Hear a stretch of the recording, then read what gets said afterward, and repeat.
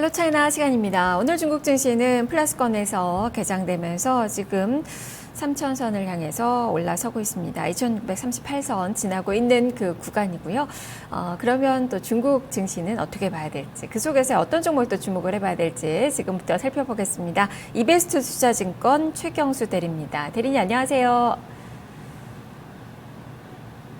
네, 안녕하십니까? 네, 오늘도 중국 증시를 봐야 될 것 같아요. 지난주도 변동성이 또 워낙 또 컸고요. 이번 주에도 또 이슈는 또 중국에서 많이 또 예상이 좀 돼 있을 것 같은데요. 자, 중국 증시 흐름부터 한번 짚어볼까요? 19일 중국 상하이 지수는 부진한 거시 경제 지표 결과에도 불구하고 기술적 반등을 통해서 3천을 돌파하기도 했습니다. 이날 시장이 주목했던 작년 GDP가 6.9%로 집계되었는데요. 이번 발표로 2015년 연간 GDP는 1990년 이후 최저 수준을 보였지만 예상치를 벗어나지 않는 결과를 보이면서 악재로 작용하지는 않은 모습입니다. 오히려 경제 하방 압력이 여전한 가운데 시장이 정부의 추가 완화 정책이 필요하다는 의견들이 나오면서 경기 부양 기대감에 상승한 것으로 예상됩니다. 20일 중국 상하이 지수는 인민은행이 시중에 4,100억 위안의 유동성을 공급했지만 시장의 기대에 못 미치는 부양책의 실망감으로 인해서 3,000선을 하루 만에 반납했습니다. 21일 역환매부 채권 거래로 시중에 또다시 4,000억 위안의 유동성을 공급한다고 밝혔지만 상하이 지수는 이에 반응하지 않고 오히려 지지선인 2,850선을 위협하는 모습을 보였습니다. 중국 은행들은 경기 부전이 길어지고 있는 가운데 최근 철강, 석탄 등이 공급 과잉 업종에 구조조정 목소리를 내면서 해당 업종 기업 중 축소 퇴출 기업을 지정하고 대출 관리를 강화한다고 밝혔습니다. 22일 유럽은행 추가 부양책에 대한 기대감으로 인해서 오전 장중 2% 넘는 급등세를 보이기도 했는데요. 하지만 장후반 1%대로 마감했습니다. 아직까지는 불안 심리가 지배적인 가운데 투자자들이 불안 심리를 해소할 큰 재료가 나오지 않는 이상 약세장을 벗어나기는 힘들 것으로 보여집니다. 한편 다보스 포럼에 참가한 조지 소로스가 중국 경제가 사실상 경착륙에 진입했다고 블룸버그 TV를 통해 밝히기도 했는데요. 추가로 중국은 경착륙을 사실상 피할 수 없고 이는 글로벌 디플레이션으로 이어질 것이라고 추가적으로 발언하기도 했습니다. 그만큼 또 변동성이 컸던 그 한 주였고, 또 중국 이슈, 미국 이슈, 또 유럽 이슈가 또 증시를 좌우했었던 그 한 주였는데요. 자, 그러면 이번 주에는 어떤 부분을 좀 주목을 해서 살펴봐야 되는 건가요? 네, 이번 주는 요우커의 여행이 본격화되는 점을 한번 짚어보려고 합니다.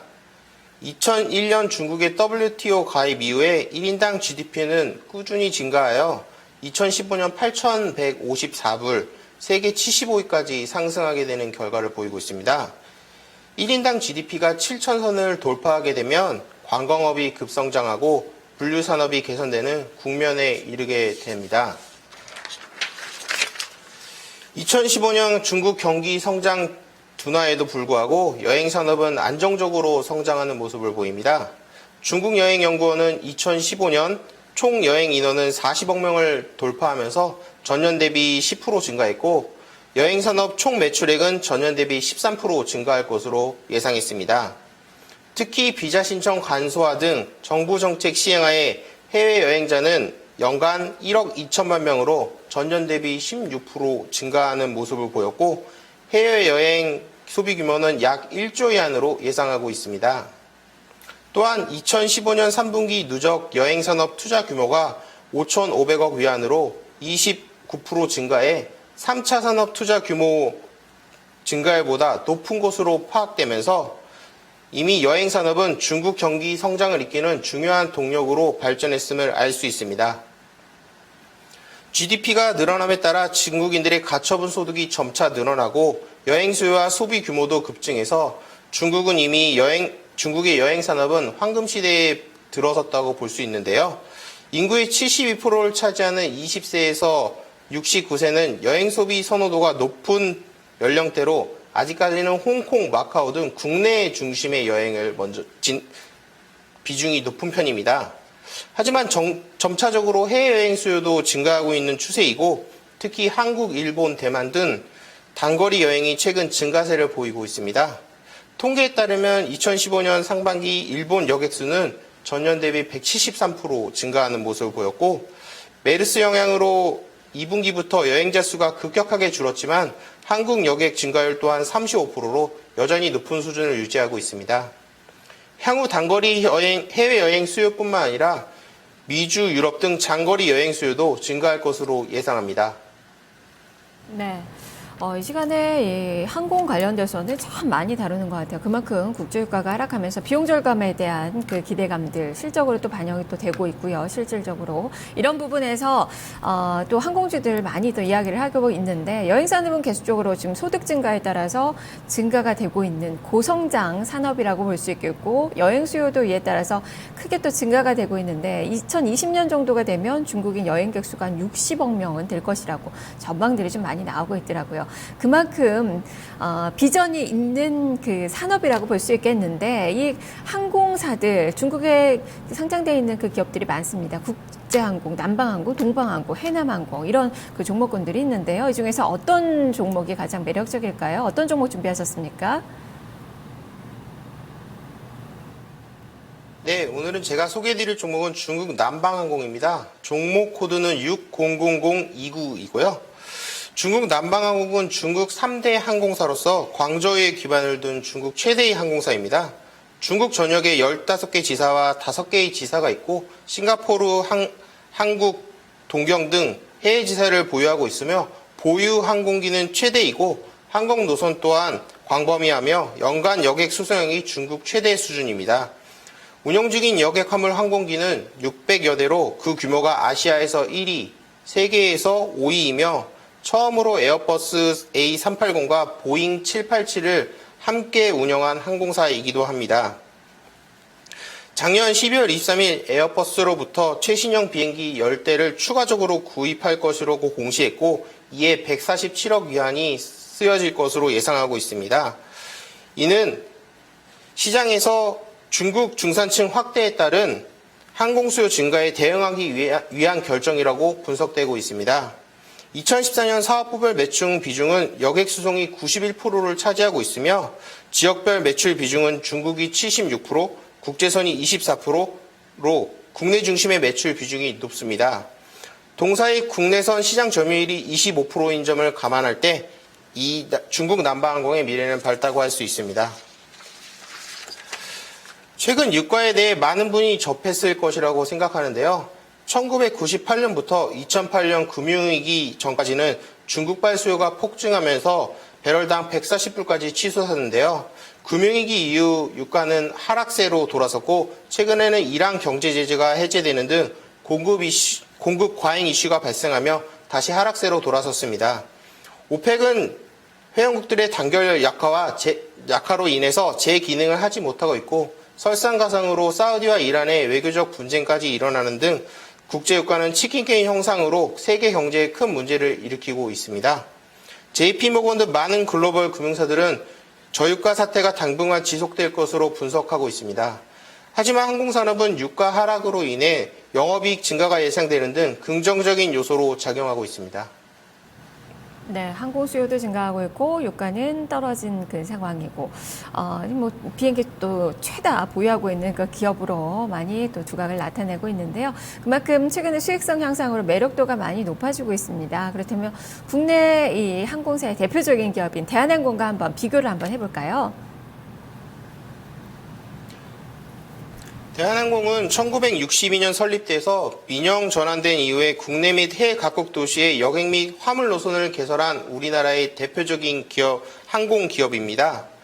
네, 2015년은 중국의 4개 노선에 신규 취항하는 등 네트워크를 넓혀가고 있는데요. 2015년 3분기 기준으로 매출액은 전년 동기 3.7% 감소하였지만 유가 하락에 따른 영업이익 증가로 인해서 전년 대비 96% 증가한 4,800억을 실현하였습니다.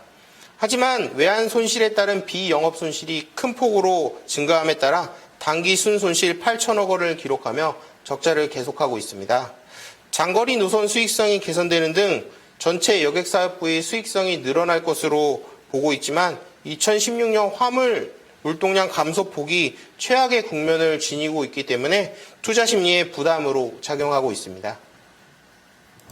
네, 주가는 5개월째 지금 보니까 박스권의 움직임이에요. 그래도 증시가 최근에 많이 좀 폭락을 한 그 상황에서도 이 항공주들의 경우에는 유가 하락으로 인해서 좀 견조하게 하단이 좀 유지가 되는 그 움직임이 나타났는데요. 앞으로는 여기서 주가의 레벨업을 또 볼 수 있을지 투자 전략 같이 세워주시죠. 네, 항공산업은 저유가가 계속되는 한 긍정적인 흐름을 보일 것으로 예상합니다. 중국 같은 경우에 아직까지는 국내 여행 비중이 해외 여행 비중에 비해 큰 상황이고 국내선 점유율이 가장 높은 중국 남방항공이 높은 점과 중국인에게 인기 있는 한국, 일본, 동남아 노선을 가장 많이 보유하고 있는 중국 남방항공의 수혜가 기대되고 있습니다. 항공 수요가 꾸준히 늘어나는 상황에서 시장 선점을 위해서 아태 지역과 1대1로 주변국에 적극적인 운송력 확대 전략을 취하고 있습니다. 또한 국제 노선 운송력을 확대하면서 2015년 1월부터 5월까지 유효좌석 킬로미터가 전년 대비 26.4% 증가하면서 업계 평균치를 상회하기도 했습니다. 국가발전개혁위원회에서는 국내선 이코노미 클래스 요금 한도를 수정하며 평균적으로 10%가량 인상할 것으로 밝혔는데요. 이는 동사의 춘절 연휴와 겹쳐서 긍정적인 이슈로 작용할 것으로 예상합니다. 또한 죄송합니다. 중국 언론들은 중국 3대 항공사의 합병에 연일 보도하고 있는데요. 가장 가능성 있는 시나리오는 신규 화물 법인 설립을 통해 중국 3사의 항공사의 화물 부문 합병 가능성을 내다보고 있습니다. 네, 적자를 면치 못하는 남방항공이 최대 수혜를 볼 것이라고 기대되고 있습니다. 부정적 요소로는 항공사 매출이 대부분 위안화로 표시하고 있는 데 반해서 부채의 대부분 그리고 이자 비용, 항공기 리스 같은 운영비, 국제 공항 요금, 해외 공항에서 구입하는 연료 등이 달러로 표시되면서 환 리스크에 노출될 수 있습니다. 올해 1분기에 환율에 큰 변동이 없을 경우에 항공사의 순이익은 전년 대비 60%가량 증가할 것으로 예상되고 있고 위안화 환율이 절하되더라도 순이익 증가율이 여전할 것으로 보여지고 있습니다. 네, 그 차트 한번 같이 보시면서 설명 한번 드리겠습니다. 네, 지금 2015년 8월부터 해서 지금 감소세를 보이면서 121선 밑으로 내려가면서 121선이 지금 저항선으로 작용하면서 지금 상승을 하지 못하고 있는 추세입니다. 지금 하지만 주봉을 보시면 주봉 같은 경우에는 지금 121선을 지금 상회하는 모습을 보이고 있고 저유가 시대가 계속될 것으로 보여질 때 앞으로 중국 남방항공의 상승 여력은 아직 남아있을 것이라고 생각하고 있습니다. 이에 저는 매수가는 7.3 위안, 목표가는 9 위안, 손절가는 6.7 위안으로 제시드릴 수 있을 것 같습니다. 네, 알겠습니다. 말씀 잘 들었습니다.